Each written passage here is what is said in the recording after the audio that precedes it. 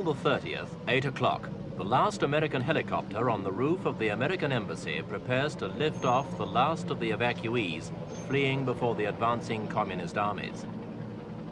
This scene, in fact every scene in this report, was filmed by a UPITN camera team who chose to remain behind in the beleaguered capital to record the final victory of the Viet Cong and North Vietnamese in South Vietnam.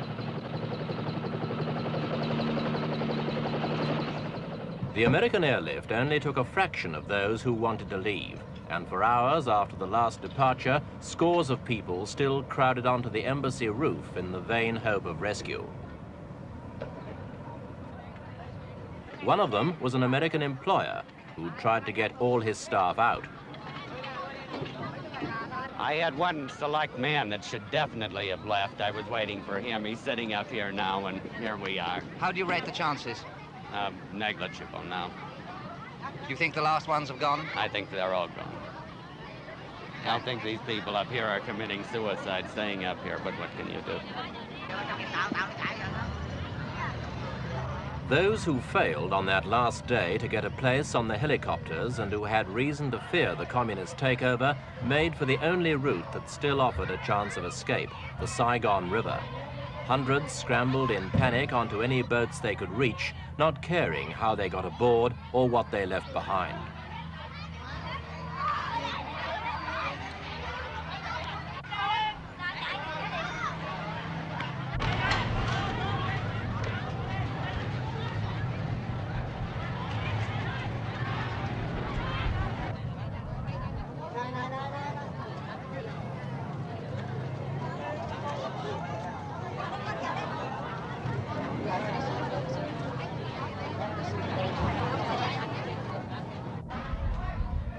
For all of these people, it was in fact a voyage in vain. The communists had already captured the port of Vung Tau at the mouth of the river.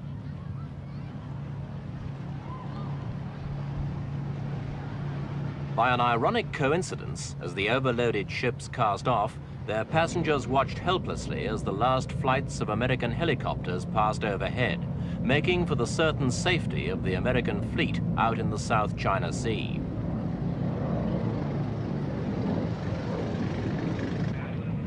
Back in the city, normal patterns of behavior broke down.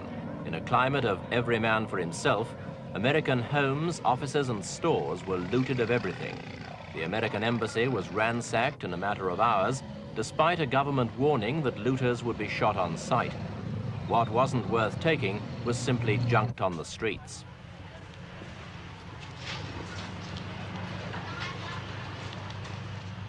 The junk wasn't just paper. The streets were also littered by small arms and other items of military kit thrown away by South Vietnamese soldiers. The discarded equipment even ran to tanks, some damaged, but some also abandoned intact by their crews as they fled before the communists. The South Vietnamese army began to disintegrate. Even the crack airborne units took off their uniforms and threw away their weapons. From the presidential palace, General Min ordered all troops to cease fighting, a decision that pleased at least one paratrooper we spoke to. I'm very happy that General Min come, see? So I see very happy. I cannot say anything now. You think it's right to stop Yeah, that's fighting? right, yeah. Because the Vietnamese people all the favor more than 25 years now. So now we don't stop fighting, you know. I'm very happy, you know, very happy for all the kids and me. All the people of the Vietnamese army. What are you going to do yourself now? Right now, if the peace, if I don't have the job, I can take care of one taxis. I can ride around, make the money every day for my wife and my baby. Everybody happy. Don't want to fight anymore. Not everyone saw defeat so optimistically. This officer shot himself in front of the soldiers' monument a couple of hours before the communists entered the city.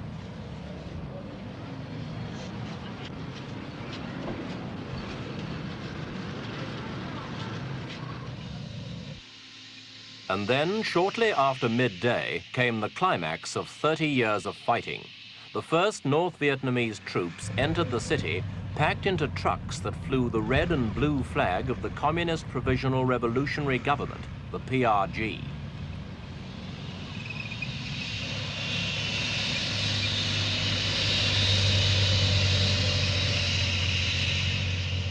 Minutes later, their Russian-made tanks smashed down the gates of the presidential palace and took up positions in the grounds. There was no resistance. South Vietnamese troops were soon flushed out and surrendered without a fight. So, on its final day, the communist offensive ended without bloodshed, but with a display of potential firepower that impressed even the most jaded observers of the war.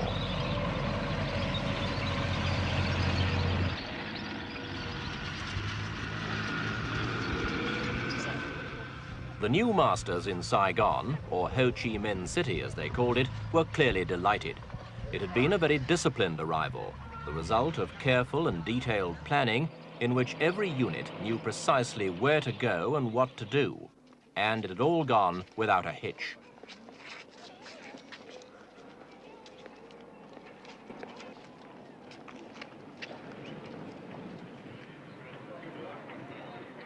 Inside the palace, General Duong Van Minh, Big Minh, South Vietnam's president for only 2 days, formally capitulated. He greeted his communist captors with the words, "You have come, the revolution has come," and then declared he was handing over power to people who deserved it more than he did. He was led away with his government ministers to a waiting jeep, consoled slightly by the knowledge that his surrender broadcast had, at any rate, avoided unnecessary bloodshed.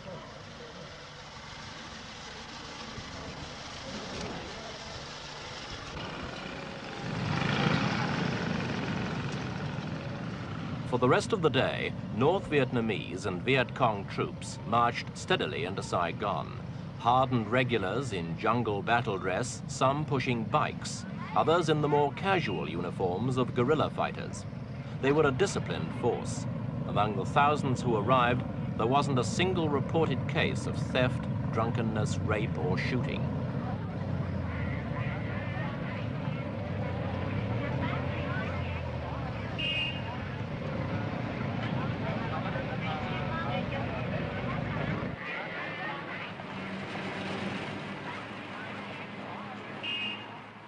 People who hours earlier had feared for their lives now turned out on the streets to cheer and welcome. The sense of relief in Saigon was almost tangible.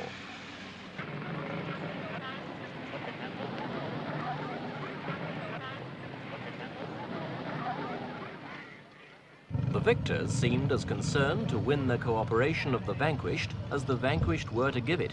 And indeed, such cooperation was essential, since Saigon now had no police force to control day-to-day law and order.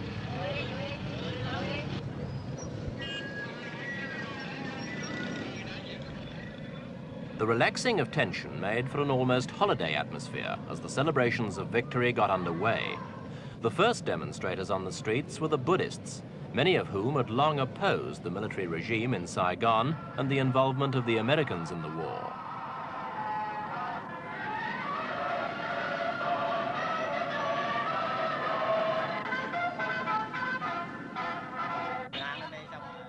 Other groups soon followed, and the city returned almost to normal within 48 hours. The new rulers issued warnings that looters would be shot, and the lawlessness of the last days of South Vietnam ceased immediately.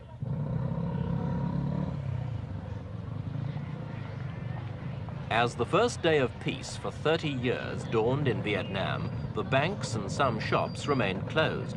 But in Saigon's markets, it was business as usual. Prices of meat and vegetables rose slightly in the first 2 days of communist rule and then leveled out. And the city's black markets continued to flourish. There were, of course, some changes. In the main market, traders were quick to peddle a new line in flags,